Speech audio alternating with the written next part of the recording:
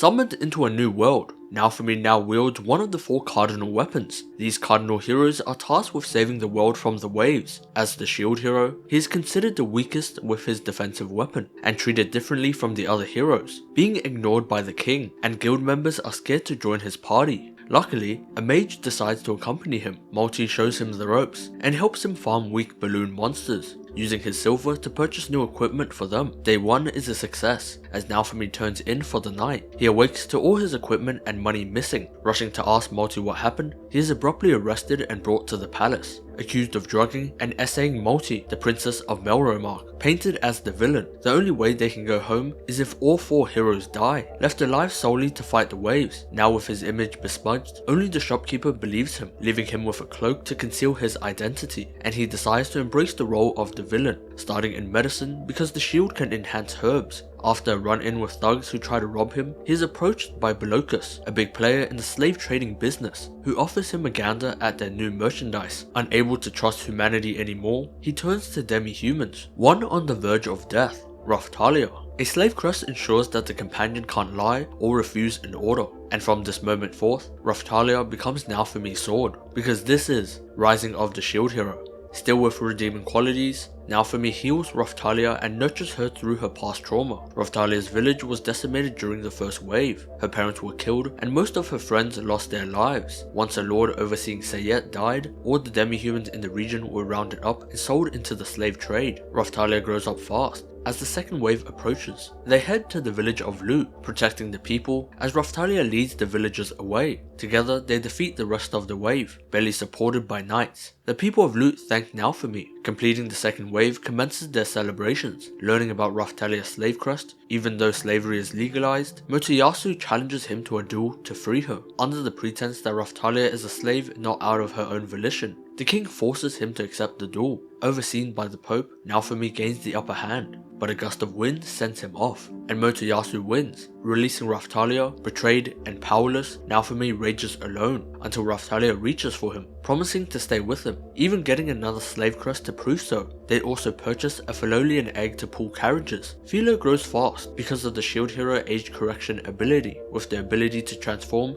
she is a candidate for Philolian queen. Philo is renowned as the heavenly fowl. They traveled to the nearing towns, righting the wrongs of the heroes. Motoyasu had overrun a town with vines, and they destroyed this monster, starting a farm to ensure the village is famine-free. Another town is cursed with a plague. When Ren killed the Emperor Dragon, he failed to remove the corpse. They head up to the mountains and fight the cursed Emperor Dragon. In the midst of it, Philo is eaten, and Raftalia is wounded. Feeling powerless and angry once more, a new shield sets on, the cursed Wrath Shield, making the shield an offensive weapon, but burning himself. The only way to snap out of the rage was for Raftalia to remind Naofumi that they are there for him. Defeating the dragon, Philo finds an Emperor Dragon core. Along the way, they run into Melty, a girl who got lost playing with Philolials. The cursed magic from the shield caused Raftalia tons of damage, so they head back to the capital, and Melty tags along, getting to the Three Heroes Church, and purchasing holy water to cure Raftalia. At the capital, they are harassed by Motoyasu once again. They too learn that Melty is the princess and next in line for the crown. People from Lut heard about Naofumi saving their families, so they band together to help him out during the waves. They board a ship, but unable to work together, they barely make it through, with Naofumi managing to kill the Soul Eater with his Iron Maiden. They are met by a new character, Glass. Knocking down the other 3 heroes, she fights with Naofumi. Noticing that the waves are already over, they quickly escape this nightmare scenario, leaving Glass behind. They collect their reward and immediately leave the castle, chased by Melty, who wants the shield hero and the king to reconcile, but behind they are attacked by knights. They use these visuals to depict that the shield hero is murdering knights and kidnapped Princess Melty. Spread across the lands, they are now wanted and can't head into any nearing countries to get their class upgrades, and are caught by the other heroes. Even as Melty pleads that she is safe, Melty reasons that the shield hero has a brainwashing shield. They escape this dead end, and Melty fails to kill her own sister. They burn down the forest and blame the shield hero for it, knowing a nearby lord, Van Reichner, who takes them in. Caught by Idol Raidler, the lord who enslaved Raftalia, They rescue Melty and Raftalia gets her revenge. They save her childhood friend Keel, but Raifana is now gone. Not before his death, Idol unleashes a gigantic beast upon them. They lure it away from town, where they run into Philolials. The Philolial queen, Vittoria, easily kills the beast. Living for centuries, Vittoria gives Philo a cowlick as candidate for queen, and wants the shield hero to work with the other heroes, or she'll have to kill them all to protect the world. Resting in his lap, as the hero who raised her was the previous shield hero. They try to reconcile with Motoyasu, but are caught under siege. Attacked by the Pope, wielding a forbidden weapon that imitates the 3 cardinal weapons, enacting God's judgment by killing the heroes. This plan is thwarted as Queen Morelia arrives, and Naofumi uses his blood sacrifice to consume the Pope. As a matriarchy, Queen Morelia explains that the lord she put in charge of the region was killed during the first waves. They were meant to summon 1 hero for each country, but the church used this time to summon all 4 heroes at once,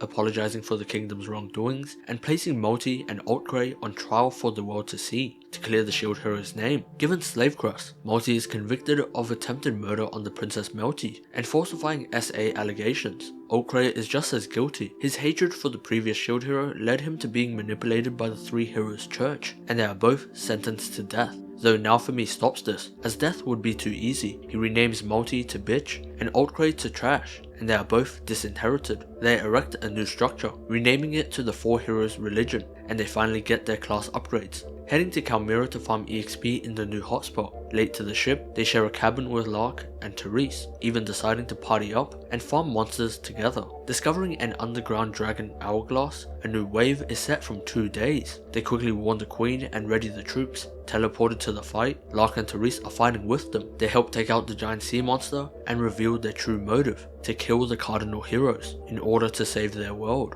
Even with an appearance from Glass, proclaiming themselves as heroes from another world. Naofumi splits off to fight with Glass. Now on even footing against them, he learns that the Soul Eater shield absorbs her life force specifically. Rishia tosses the Ricola berries, toxic to any human. Using this, they escape the battle alive, even getting a new recruit, Risha, who was casted out of Isuki's group, blamed for breaking his bracelet. Rewarding Naofumi for fighting the waves for Melremark, he is made a lord of Lorelona and makes their village their new base, where they can rebuild, though the troubling feeling that Naofumi is going to leave them once the waves are over is quashed, promising to stay with Raftalia until the end. They continue on training an army, with teachers Elzrazla and Eclair, the Lord of Sayet. Kiel isn't ready to fight the waves, and Risha is too nervous and has too much self-doubt to function. Raftalia suggests getting a slave crest to motivate her. When new bat-like creatures begin attacking their lands, the queen calls for a meeting. The guardian beast has just been released. The spirit tortoise is only meant to be released once the 4 cardinal heroes die, so it can harness the souls and stop the waves. Unconcerned with otherworldly problems, the other 3 cardinal heroes leave. They venture to the Spirit Tortoise Kingdom, where the other countries will lend their troops and weapons to defeat said tortoise, and are interrupted by Ost Horai. Once the Spirit Kingdom's consort is the embodiment of the Spirit Tortoise's will. She helps them stop the tortoise, making Rishia notice her self-worth along the way. She was chosen by Naofumi. Her love of Itsuki comes from him saving her. They enter the Spirit Tortoise and discover Lark, Therese, and Glass, also there to stop the person that released the seal, as he caused damage in their world too. Now noticing that Lark is the Scythe Vassal Wielder, and Glass the Fan.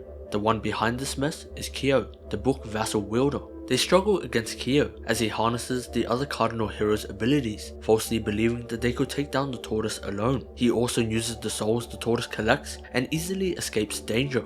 Killing the spirit tortoise, they follow them through the portal as Ost Horai passes. They are set back at level 1, a fresh new start in a new world. In this new world, they are placed in the Infinite Labyrinth. They meet Kizuna, the fishing rod vassal wielder, unique that her weapons can't hurt people, also best friend of Glass. Kept as a prisoner, they exploit a glitch in the walls by using the breaking vines, destroying the terrain and returning them to the real world. Unlike their world, they can use the dragon hourglass to teleport back home, but Kyo knew they would try to do this, and deployed Kazuki, a trusted foe, to stop them, even manipulating the hourglass to trap Raftalia and leave her behind. They quickly contact Ethnobot, a boat vassal wielder, with the ability to locate Raftalia. They create a Shikigami with her hair and Naofumi's blood to find her location. Unable to fight, he teleports them there and bids them farewell. They sneak around town and manage to get a glimpse of a heavenly fowl, immediately recognizing Philo. They wait until dusk, breaking in and rescuing her. Now scared and unable to leave Naofumi's side,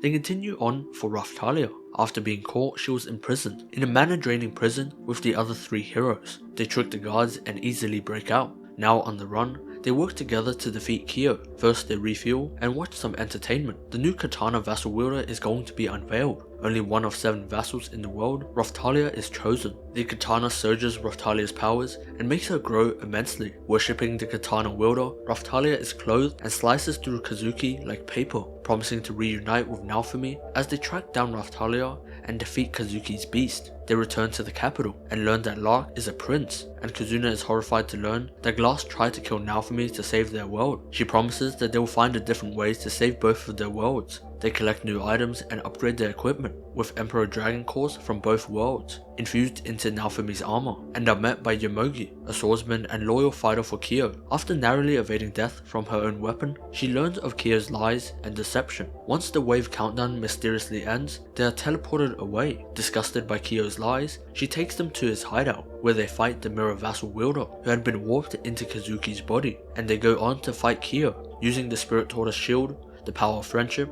and sacrificing a part of themselves and the mirror vassal weapon. They manage to take down Kyo, collecting the book vassal weapon for a new wielder, quickly thanked before they are sent back to their world. They continue on to honor Ost Horai, the Spirit Tortoise, and those who lost their lives in the fight, returning to Luralona, now with the goal of buying up all the Luralona slaves around the world and bringing them back home. This fact drives up the price of them by 100-fold. In Zeltobel, concealing their identities, they fight in underground arenas, betting on themselves and using illusion spells to make it appear like a struggle. Raphtalia reunites with demi-human Sabina as they are put against the champion, Murder Clown. She warns them to reunite with the cardinal heroes as she disappears. Now with enough money, he buys Fowl, a white tiger, known to be one of the strongest demi-human types, and heals her sister Alta, also freeing all the slaves from Luralona. Their base is attacked. They manage to fend off the slavers and enslave them in Siltveld, a place known for hating humans. They travel to the capital to upgrade their demi-human classes. Naofumi learns that after defeating the Spirit Tortoise, the next guardian beast, the Phoenix will revive soon. He needs to get the cardinal heroes to fight together against the beast, but for now they are all missing, said to have been casted out by their parties after failing to kill the Spirit Tortoise. And 2 of the 7 vassal weapon wielders are missing. Well, 6.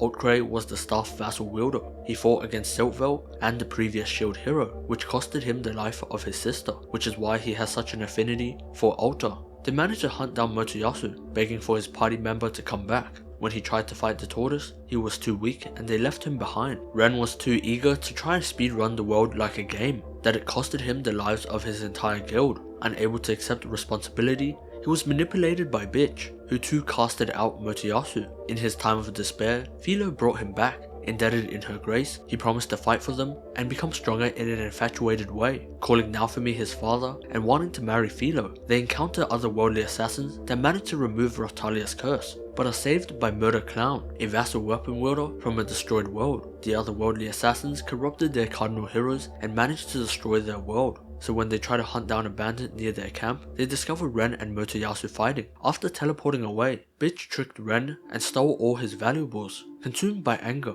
it unlocked his curse series. Feeding into the greed and gluttony curses as they tried to fight back, Eclair took over as the better swordsman. She dug deep and reached in to pull Ren out of that hole, taking him back to camp where she will help him atone and get stronger. At camp, they meet new recruit Rat, a researcher for Fulbray, who helped them enhance monsters until they cast her out for being a devil, and with a gift from Siltveld, a dragon egg, they take her on as their monster researcher. Once the dragon hatches, Windia names him Galeon after her father. He grows up fast due to the shield hero, but once it accidentally swallows the Emperor Dragon's core of both worlds, it flies off, starting to consume Philo's EXP and draining parts of the shield. They band together to fight it, Windia revealing that she was raised by a dragon, the one that Ren defeated. It manifested as a zombie dragon to try and protect her when she was being kidnapped. With her knowledge in dragons and Alta's special anti-defense powers, they take down Galeon, making him spit up the ores. This abduction causes Philo's curse to wear off. Galeon can fly and is in fact combined with Windia's father. Murder Clown returns to drop off the loot, hoping to protect the cardinal heroes of this world, also foretelling about Itsuki taking part in the underground tournaments. They teleport there to fight Itsuki and make him realize the truth. Now with the manifestation of the Pride Curse series, he is defeated by Rishia, as they come to learn that he too was manipulated by Bitch. His crew stole all his money and even put him into massive debt, taking him back to Lorelona. Naofumi has decided to help pay off the debt, as Rishi attends to Itsuki. Naofumi tries to learn Osa's coral magic and the dragon vein magic. The Queen's messengers, the Shadows, advise Melty to level up, so Philo and Melty go on an adventure to do so. iHeart makes the trip to their village to drop off their newly upgraded gear. Now Raphtalia with the Miko outfit, Sabina wants her to take it off. They are quickly bombed and attacked by assassins. Raphtalia's parents were heirs to the throne of Quten Lo. They left the land in hope of a peaceful life, and Sabina, their bodyguard, followed them. During the first wave, she was lost at sea and returned to them missing. Quten Lo viewed the Miko outfit as Raphtalia wanting the throne. Infuriated at Quten Lo watching Raphtalia for her entire life and never intervening until now, he decides to wage war, and for reuniting the 4 cardinal heroes, Queen Morelia will send guards to watch over his lands in the meantime, as he leaves to talk with Quten Lo. This is when the series ends. Make sure to subscribe, and if you like the videos I make and want to support the channel, consider joining the memberships, and for more, watch this.